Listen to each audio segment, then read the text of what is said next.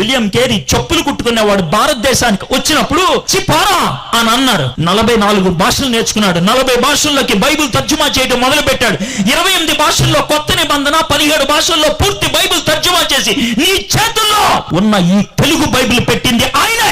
ఎందుకు ఈ రోజు భారతదేశం తలెత్తుకొని తిరుగుతుందంటే కారణం విలియం కేరీ. రైలు బండి ఎక్కింది భారతదేశం విలియం కేరీ కారణంగా. పెన్ను పట్టుకొని రాయటం మొదలు పెట్టింది భారతదేశం విలియం కేరీ కారణంగా. భారతదేశం న్యూస్ పేపర్ చదవడం మొదలు పెట్టింది విలియం కేరీ కారణంగా. ఇంతమంది ఆడవాళ్ళు ఇక్కడ కూర్చొని బైబిల్ తీసి చదవగలుగుతున్నారంటే విలియం కేరీ ఆడవాళ్ళకి స్కూల్స్, కాలేజెస్ తెరవడం బట్టి సాధ్యమైంది. మీ తాత చచ్చిపోయిన తర్వాత కూడా మీ నానమ్మ, అమ్మమ్మ బతుకుందంటే కారణం సతి అనే దాన్ని విలియం కేరీ అంతమొందించడం బట్టి. ఎందుకు దేవుడు దర్శనం ఇచ్చాడు? అంధకారంలో ఉన్నటువంటి భారతదేశాన్ని వెలుగులోకి నడిపించాలి అని. దేవునితో గడిపితే ఆయన ఒక దర్శనం ఇస్తాడు.